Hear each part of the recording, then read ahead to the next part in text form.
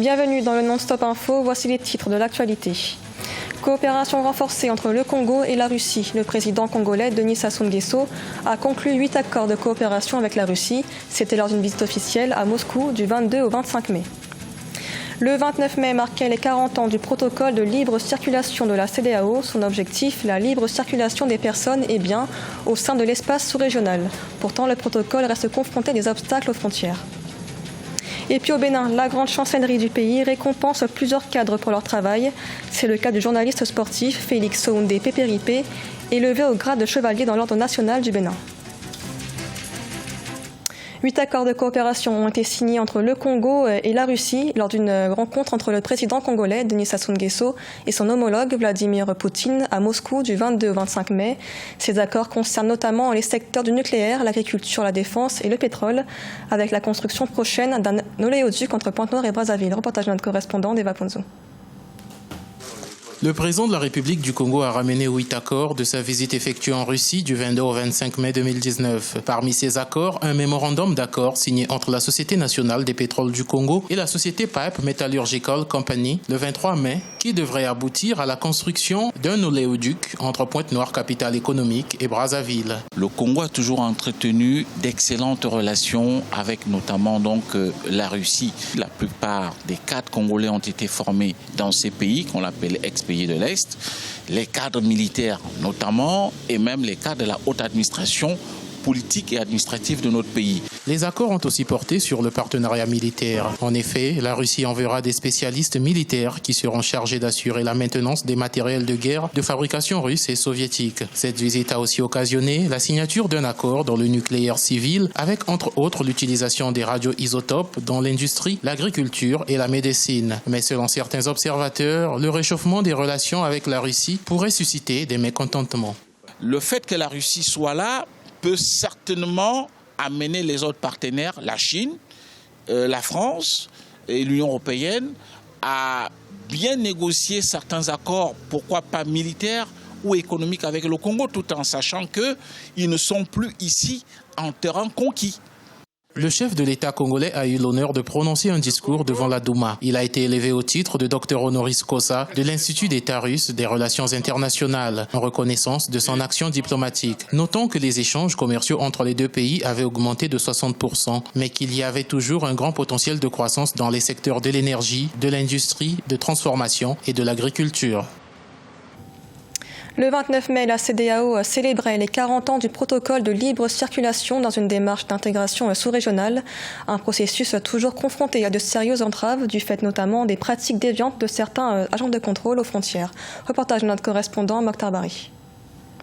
La communauté économique des États de l'Afrique de l'Ouest, créée le 28 mai 1975, constitue l'une des organisations sous-régionales citées en exemple en matière d'intégration. En effet, le 29 mai 1979 à Dakar, au Sénégal, les chefs d'État de la CEDEAO ont signé le protocole de la libre circulation des biens et des personnes. 40 ans après, la libre circulation est toujours en vigueur malgré quelques tracasseries policières.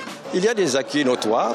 La CEDEAO aujourd'hui est réputée comme étant l'organisation, la communauté économique régionale du continent la plus dynamique. Nous avons souhaité aujourd'hui s'arrêter un peu pour ensemble faire le bilan, voir ce qui a été fait et voir ce qui reste à faire. La CEDEAO, pour renforcer ce protocole, a mis en place le passeport CEDEAO en circulation depuis 2000, la carte brune pour les véhicules ou la carte d'identité biométrique dont le Sénégal est le seul pays à l'avoir mise en application. Cette circulation, peut-être théoriquement, elle est libre, mais au quotidien, les citoyens rencontrent beaucoup d'obstacles.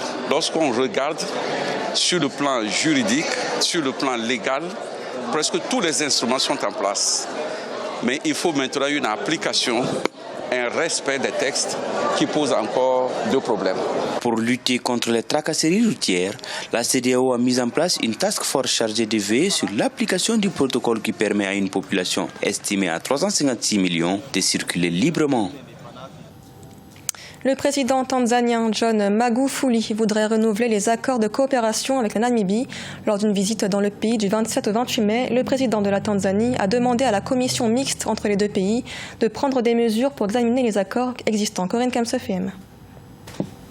En 2018, les échanges commerciaux entre la Tanzanie et la Namibie se sont chiffrés à 25 millions de dollars, une faible performance selon le président tanzanien John Magufuli. Alors qu'il effectuait une visite officielle de 2 jours en Namibie, il a exhorté la commission permanente mixte entre les deux pays de prendre des mesures pour examiner et rendre opérationnels les accords signés depuis 1991.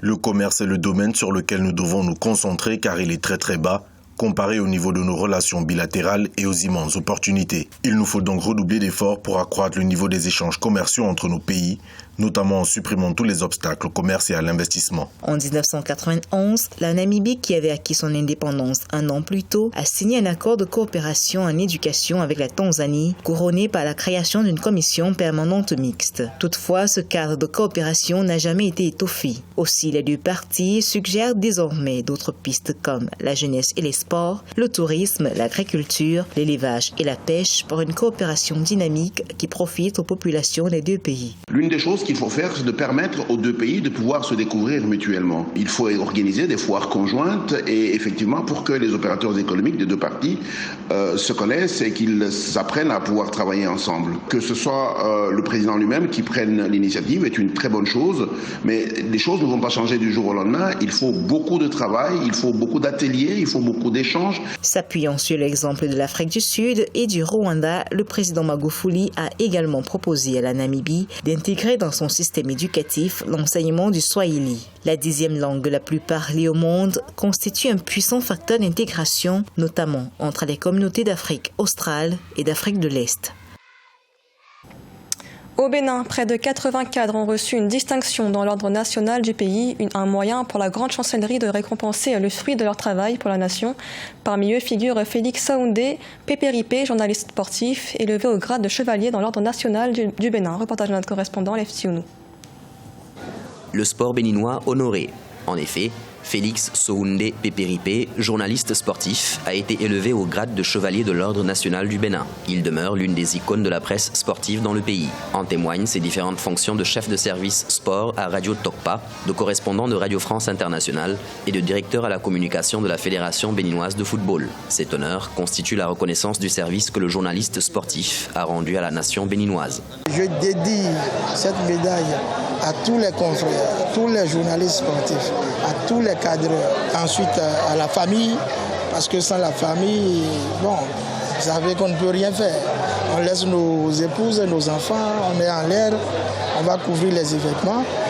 L'État a compris la chose et bon, nous sommes très fiers. Félix Saoundé Pépéripé a, au cours de sa carrière, été au cœur des grands événements sportifs du continent. Phase finale de la Coupe d'Afrique des Nations ou encore Coupe du Monde, au grand bonheur de son public, les Béninois. Il est exemplaire. Cette manière de parler, tous ces faits-là, non, ça nous motive encore. Le mot me manque parce qu'il le mérite vraiment. Le journaliste Félix Saoundé Pépéripé entend s'investir dans sa spécialité afin de porter davantage le flambeau national dans le monde sportif. La suite de sa carrière professionnelle sera axée sur la formation des jeunes journalistes. Au Burkina Faso, le danseur et chorégraphe Serge M. Koulibaly lance un concours de danse nommé Africa Simply the Best, une plateforme pour dénicher les danseurs les plus talentueux du continent. L'artiste souhaite promouvoir la créativité africaine à travers la danse. Asseto Bari. Le célèbre danseur et chorégraphe contemporain burkinabé Serge M. Koulibaly a passé les 20 dernières années à jouer avec sa troupe Faso Dance Théâtre. Revenu récemment dans sa ville natale à Bobo-Dioulasso, au Burkina Faso, Serge M. Koulibaly veut contribuer au rayonnement de la danse africaine par la fusion des rythmes locaux et de la danse contemporaine. Le vrai défi au niveau de l'Afrique, c'est justement de capitaliser les connaissances qu'ils ont ici d'abord, c'est-à-dire qu'en Afrique, et aussi d'élargir le maximum possible leurs connaissances dans tout ce qui se passe dans le monde et d'en faire la synthèse. Serge M. Koulibaly est aussi l'organisateur de la 3e édition du concours de danse Africa Simply the Best. C'est le Camerounais Zora Snack qui a remporté le premier prix du concours de cette 3e édition après avoir épaté les juges avec une performance énergétique de sa pièce intitulée Le Départ, décrivant la crise politique actuelle de son pays et le rôle de la jeunesse. Je pense que c'est une grosse opportunité parce que voilà, au-delà du prix, il y a des tournées. Donc on va aller faire des tournées et on va rencontrer des gens là-bas aussi qui vont nous voir, particulièrement qui vont me voir en tant que premier prix et vouloir que je continue à présenter le projet, le départ. À noter que les 3 premiers lauréats recevront un encadrement professionnel en danse et en théâtre et participeront à une tournée mondiale. Par cette plateforme, il veut contribuer à la création de danse contemporaine à travers le monde. Ce journal a été réalisé par l'ensemble de la rédaction. Merci de l'avoir suivi. L'actualité continue sur Africa 24.